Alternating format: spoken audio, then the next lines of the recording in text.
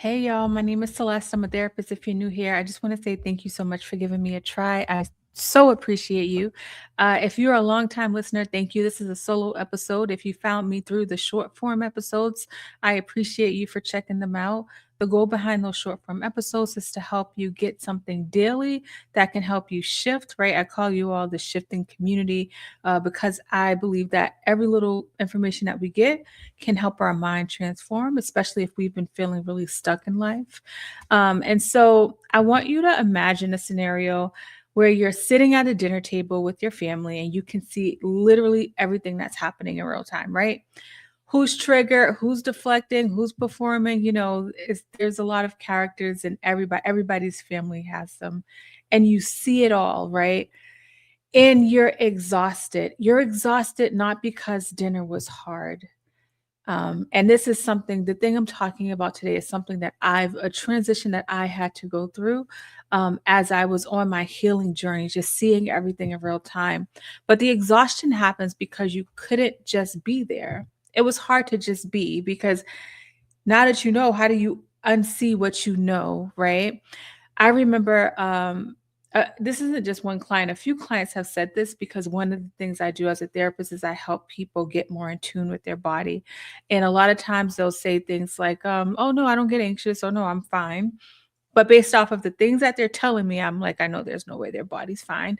And so I work with them around understanding their body, understanding what's happening in real time. And they'll be like, oh my gosh, this is a lot. This is exhausting. I would like, they say it feels like it was better not knowing, which I completely understand because if you're used to things being a certain way, maybe your body's dysregulated, but hey, it's what I know. Maybe my back is hurting all the time, but it feels more normal than knowing. And so that's what we're talking about today because a lot of times we are going on this journey and things just feel so hard and we really don't know what's going on. So we're going to work on naming what actually is happening in real time and like the work that you are doing. um, One of the things about this podcast, about my brand, about the wellness center, is my goal is to help you understand your nervous system, help you learn how to regulate your nervous system, help you understand the patterns so you can see them in real time. Because nobody warned us about this part. I think people talk about healing and what that looks like and what it could possibly be, right? But there's this part before you get to the part where this peace like that surpasses all understanding. There's this part of this transition where it can feel so lonely, so overwhelming, so exhausting because you're in between two worlds, the world that you knew before and the world you're trying to get to.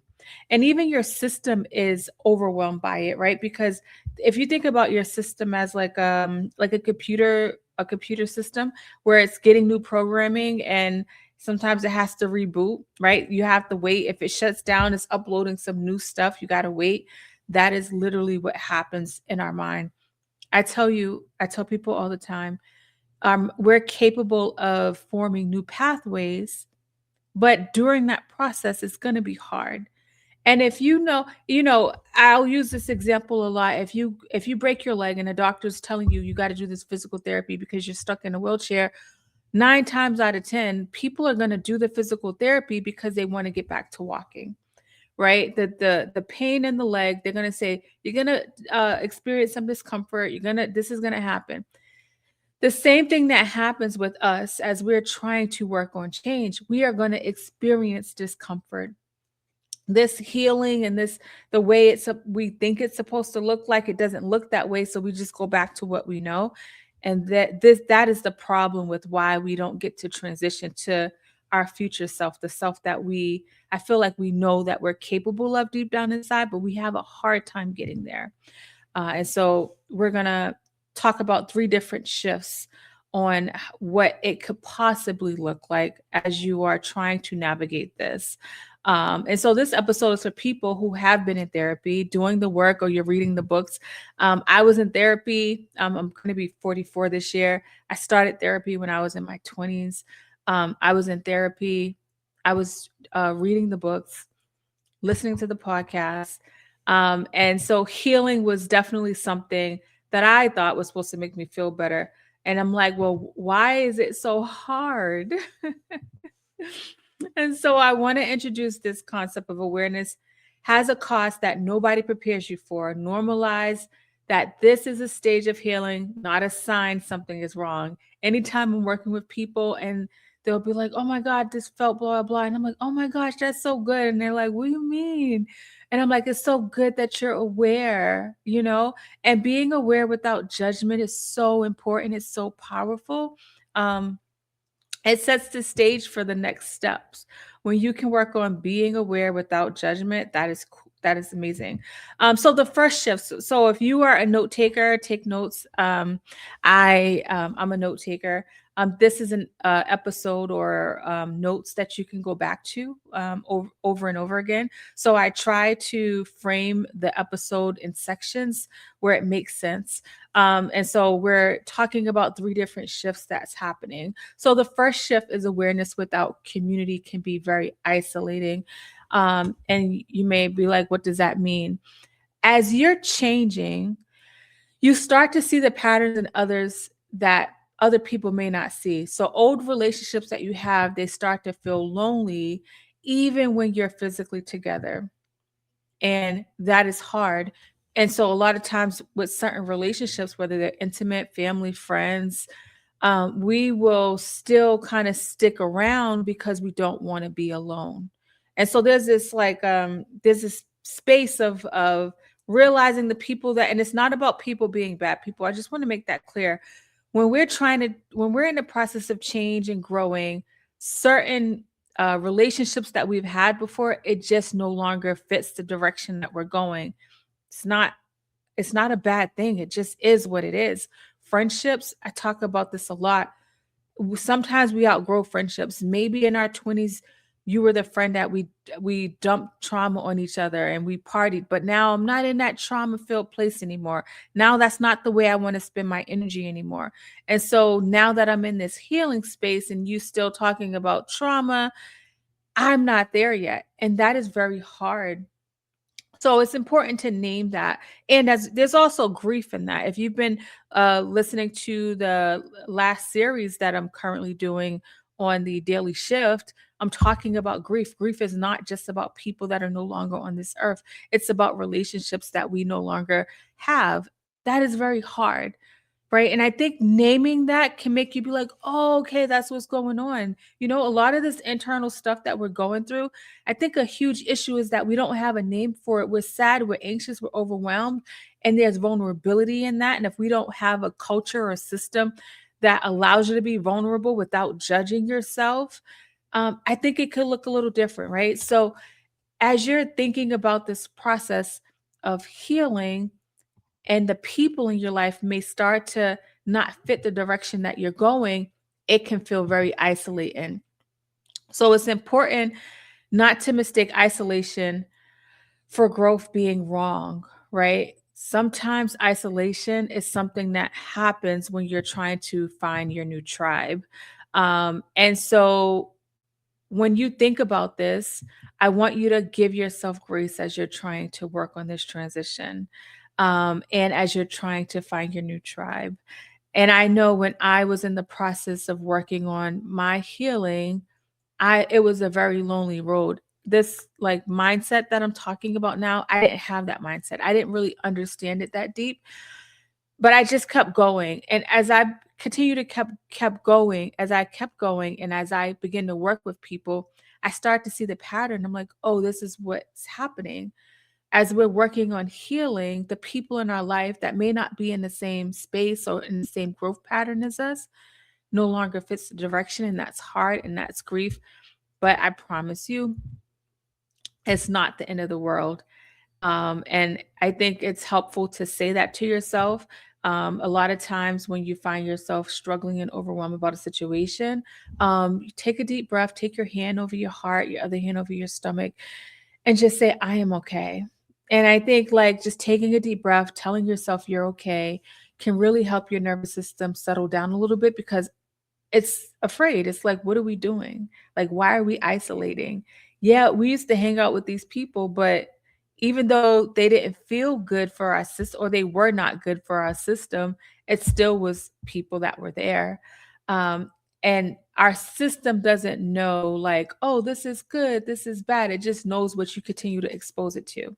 So if you had, let's say you had a space growing up where you were abandoned in life, your parents weren't always there for you, emotionally or literally.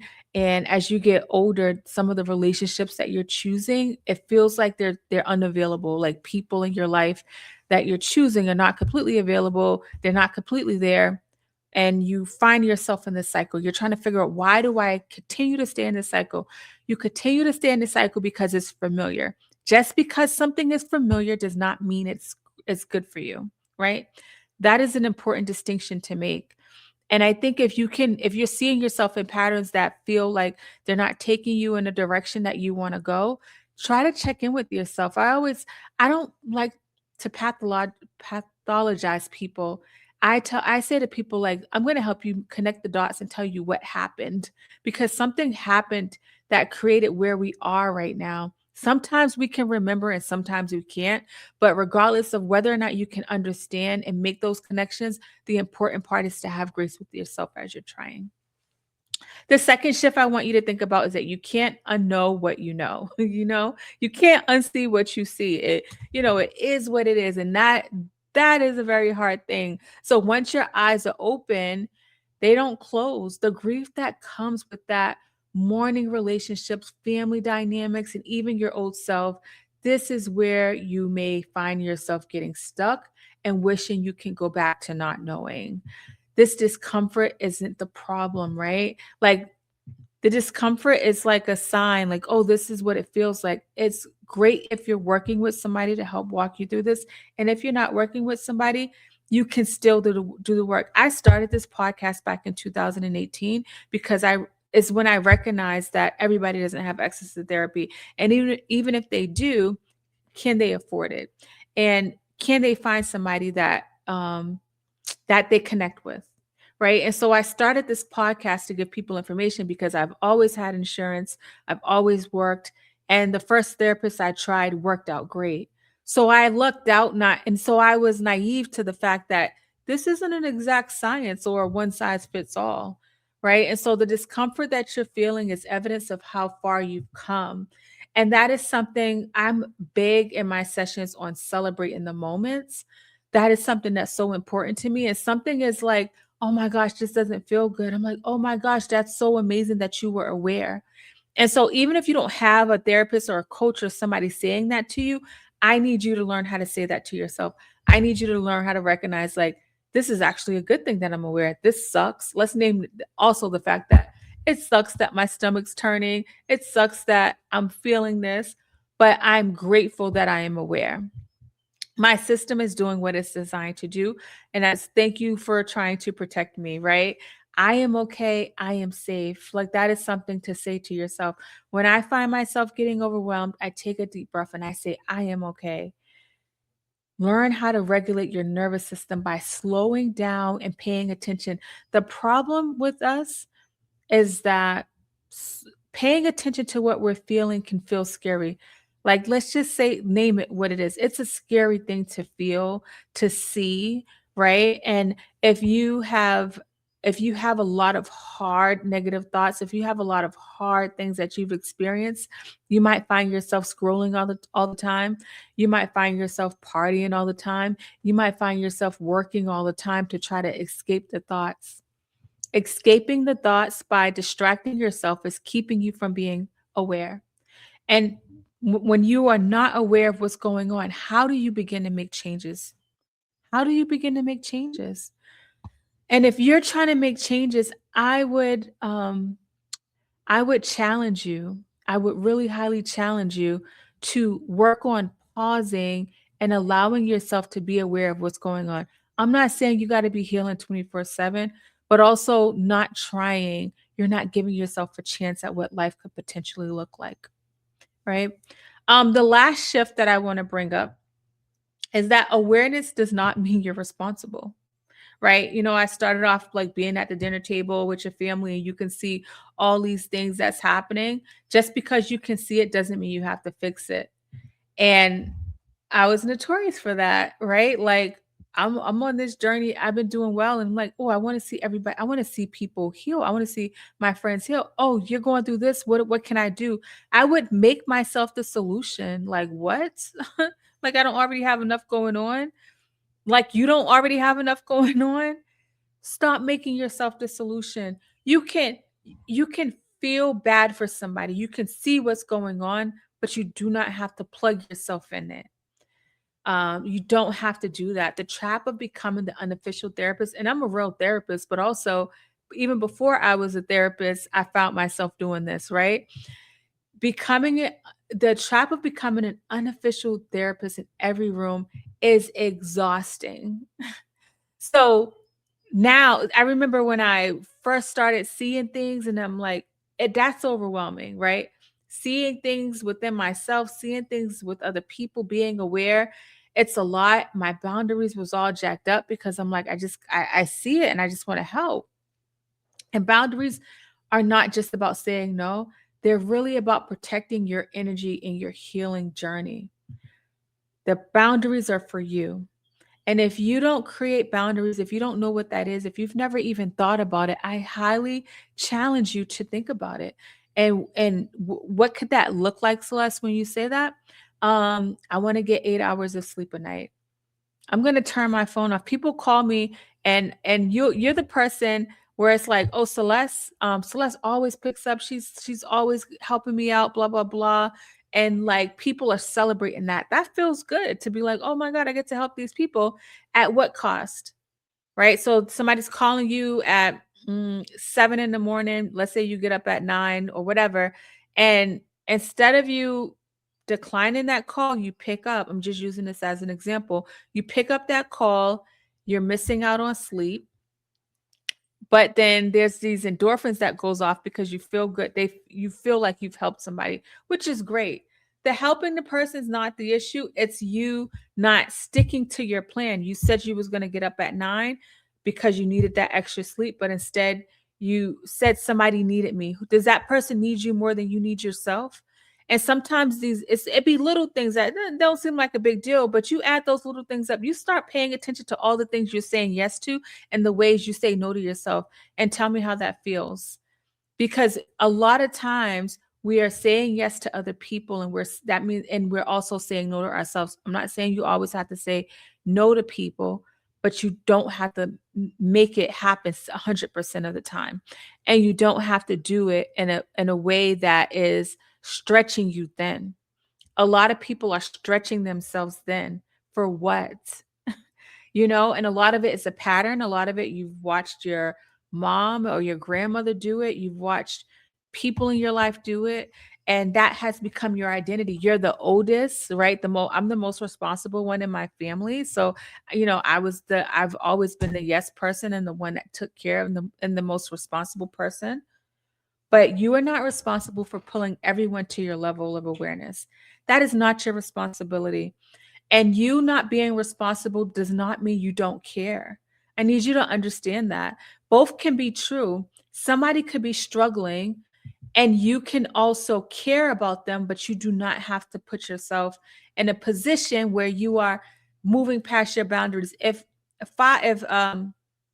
Tuesdays you say I'm not going to have any meetings and somebody can't meet a certain day and you start moving things around to fit, but Tuesday's supposed to be your rest day. Why are you doing that every Tuesday? What's the point in even putting on your schedule? Your boundaries are there to protect you, right? So those are the 3 shifts. Now let's just talk about what healthy awareness can actually look like in real time. Because now that you see how some of the ways of being aware and the loneliness you may feel in now you see that. Let's talk about what healthy awareness can look like, because there's a way to understand what's going on without absorbing everything that's happening. You can love people without carrying them, right? You can love them and not there are people in my life, I love them dearly, but I also cannot be their solution. That's something I had to learn because I would be so exhausted. And it's like, where did my time go? Since I've opened this wellness center, I've had to be a lot more strategic and intentional about my time because I don't have much of it. I have four kids. My two oldest boys are special needs.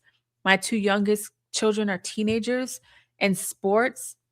I have a podcast. I have employees. I have this business. I can't afford to not be strategic with my time. I can't just give it away. Right. And so you can love people without carrying them. Regulation looks like being in the room fully, not scanning it for the next thing you have to do. I am a very present person when I'm with people. When I'm sitting in sessions with my clients, I am a very present person, not because I'm therapist of the year, but because I've learned how to regulate and be mindful and intentional about my time. But in order to do that, I had to create boundaries in my life, right? This is the work that is so important to do that a lot of people don't understand how to do it or what that can actually look like, and find themselves staying stuck because this transitional period of being aware can feel so hard, right? It could feel lonely. Like, if you have been in a dysfunctional family, you try to be functional and people be like, what's wrong with you, Celeste? Like, it's because you're technically, to them, you seem dysfunctional because their dysfunction is the norm and you're no longer a part of that norm, right? So this episode is for you. If you feel like you've needed permission to put the weight down, I'm giving you permission. Put it down. Putting it down doesn't mean you don't care. And I'm talking from personal experience. It felt like, but they need me. And I had to say, but Celeste, you need you, right? Like, you need you to be okay. So I want to give you some reflection questions to think about as you listen to this episode. I hope that this speaks to somebody. I hope that as you're listening to it, you feel like you have language and a name for what's going on. If you're somebody that's in therapy, bring this into your therapy sessions. If you're somebody that's not in therapy, write it down, take notes, right? Um, be mindful that healing takes time. Every little shift that we do can help. It's the micro moments. A lot of times, we give accolades. Oh, you get a house, you get a car, you get married, you get a promotion. And, oh, yay, you know what I mean? But what about the little things that's happening? The awareness, the celebratory of that. I said no. The celebratory of, like, oh my gosh, I was able to get up on time today. When you can start allowing yourself to celebrate the little moments, I promise you life starts hitting differently. Stop looking for the big moments. Right now, today, we're talking about the truth about being the most aware person in the room and how that feels. I want you to take this episode if this is speaking to you, and I really want you to work on changing what that looks like for you. So, reflection question. Where in your life are you carrying awareness as if it were your responsibility? And what would it feel like to just witness it instead? Right? What would it feel like to just witness it instead? When you think about this question, pay attention to it throughout the week. Pay attention to when you're noticing yourself saying yes. Pay attention to when you are telling yourself no.